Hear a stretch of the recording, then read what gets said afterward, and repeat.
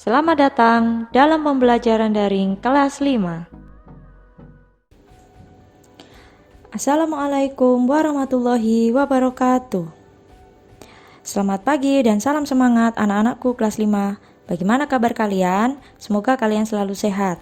Kita awali pembelajaran hari ini dengan berdoa agar kalian diberikan kemudahan untuk berpikir dan menerima ilmu yang bermanfaat. Hari ini kalian akan mempelajari tema 6, subtema 3, pembelajaran 6, pengaruh kalor terhadap kehidupan.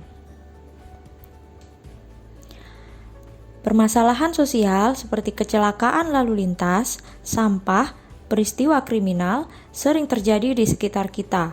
Permasalahan sosial yang terjadi di masyarakat salah satunya disebabkan oleh adanya pihak yang tidak melakukan tanggung jawabnya. Berikut ini adalah beberapa gambar contoh permasalahan sosial yang ada di Indonesia. Adakah permasalahan sosial lainnya yang disebabkan oleh tidak terlaksananya kewajiban salah satu pihak di dalam masyarakat? Belajar sama-sama yuk. Nah, untuk memahaminya, coba kalian membaca teks berikut ini. Masalah sosial di sekitar kita. Dengan semakin majunya media informasi, baik cetak maupun elektronik, dengan mudah masyarakat mengetahui peristiwa yang terjadi di tempat-tempat lainnya. Tidak terkecuali berita-berita tentang permasalahan sosial yang sering diberitakan. Beberapa masalah sosial seperti pencemaran lingkungan, rusaknya atau buruknya fasilitas umum, perilaku tidak disiplin merupakan masalah sosial yang sering terjadi. Pencemaran lingkungan terjadi karena masyarakat membuang bahan-bahan berbahaya secara sembarangan ke lingkungan alam. Pencemaran limbah cair ke sungai-sungai dapat mencemari air sungai yang menyebabkan kerugian bagi masyarakat yang menggunakannya. Pencemaran udara juga dilakukan oleh kendaraan yang sudah tidak layak jalan, sehingga mencemari udara dengan bahan berbahaya seperti timbal dan karbon monoksida. Selain itu, masih ada pabrik-pabrik yang membuang limbahnya melalui udara.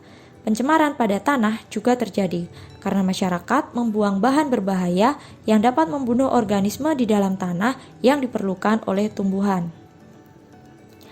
Fasilitas umum biasanya disediakan oleh pemerintah yang digunakan untuk keperluan masyarakat. Fasilitas umum yang mudah dijumpai antara lain fasilitas umum sebagai sarana transportasi, sarana pendidikan, dan sarana kesehatan. Kendaraan umum, terminal, pelabuhan merupakan beberapa contoh sarana transportasi. Gedung sekolah, museum, gedung olahraga merupakan contoh sarana pendidikan. Sedangkan rumah sakit, apotek, puskesmas merupakan contoh sarana kesehatan. Seringkali masyarakat kurang memelihara fasilitas-fasilitas umum tersebut, sehingga tidak terawat dan rusak. Ketika fasilitas umum itu rusak, maka hak orang lain untuk menggunakannya akan terhambat. Dengan memelihara dan melaporkan kerusakan, masyarakat dapat menjaganya agar dapat digunakan. Dalam kehidupan sehari-hari, kita menjumpai banyak sekali perilaku tidak disiplin, misalnya di jalan raya. Kecelakaan lalu lintas dan kemacetan merupakan salah satu akibat dari perilaku tidak disiplin. Contoh perilaku tidak disiplin antara lain, menjalankan kendaraan dengan melawan arus, mengendarai sepeda motor di tempat yang tidak semestinya, misalnya trotoar atau jembatan penyeberangan, memarkir kendaraan di sembarang tempat, berhenti untuk menurunkan dan menaikkan penumpang di sembarang tempat, serta menyeberang jalan secara sembarangan, tidak menggunakan jembatan penyeberangan. Apa yang sudah kamu pahami dari bacaan di atas?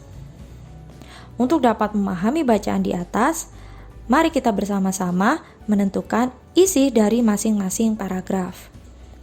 Isi dari paragraf 1. Apa ya kira-kira?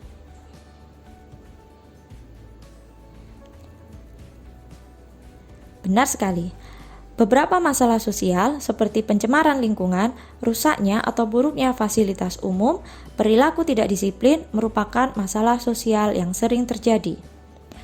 Isi paragraf 2. Pencemaran lingkungan terjadi karena masyarakat membuang bahan-bahan berbahaya secara sembarangan ke lingkungan alam sehingga dapat mencemari air, tanah, dan udara.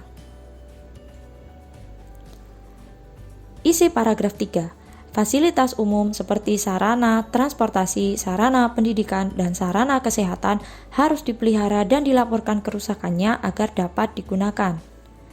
isi paragraf 4. Dalam kehidupan sehari-hari, kita menjumpai banyak sekali perilaku tidak disiplin, misalnya di jalan raya. Setelah menentukan isi dari masing-masing paragraf, kalian bisa menggabungkan isi dari masing-masing paragraf tersebut menjadi sebuah kesimpulan bacaan. Misalkan seperti berikut ini.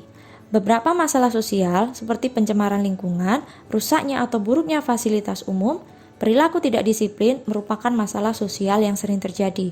Pencemaran lingkungan terjadi karena masyarakat membuang bahan-bahan berbahaya secara sembarangan ke lingkungan alam, sehingga dapat mencemari air, tanah, dan udara. Fasilitas umum seperti sarana transportasi, sarana pendidikan, dan sarana kesehatan juga harus dipelihara dan dilaporkan kerusakannya agar dapat selalu digunakan. Dalam kehidupan sehari-hari, kita menjumpai banyak sekali perilaku tidak disiplin, misalnya di jalan raya. Berdasarkan pengamatan pada bacaan, sampaikan gagasanmu untuk mengatasi permasalahan sosial dalam tabel berikut ini. Masalah sosial, kemacetan lalu lintas. Penyebab kurang disiplin, pihak yang terlibat pengguna jalan, cara mengatasi, mematuhi peraturan lalu lintas. Masalah sosial pencemaran sungai, penyebab membuang limbah cair ke sungai, pihak yang terlibat pembuang limbah, masyarakat sekitar, cara mengatasi, pihak penghasil limbah melakukan pengolahan limbah cair sehingga aman terhadap lingkungan. Masalah sosial pencemaran udara, penyebab kendaraan dan pabrik membuang limbah ke udara, pihak yang terlibat kendaraan tak layak pakai, dan pabrik. Cara mengatasi kendaraan sesuai dengan aturan, pengolahan limbah. Masalah sosial pencemaran tanah, penyebab membuang bahan berbahaya bagi organisme di tanah, pihak yang terlibat warga masyarakat, cara mengatasi pengolahan limbah sebelum dibuang, menggunakan bahan ramah lingkungan. Nah, anak-anak, kalian juga bisa ikut serta untuk mensosialisasikan tentang permasalahan sosial ini kepada warga di sekitar kalian.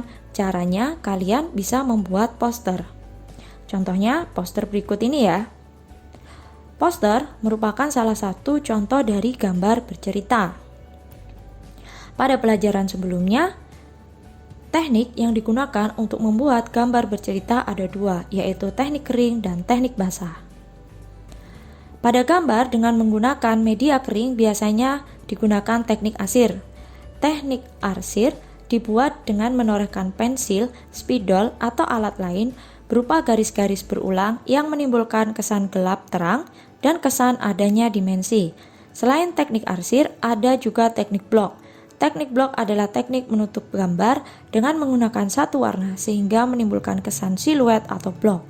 Sedangkan cara penggunaan media basah biasanya memerlukan kuas untuk mengaplikasikan cat baik cat air maupun cat poster.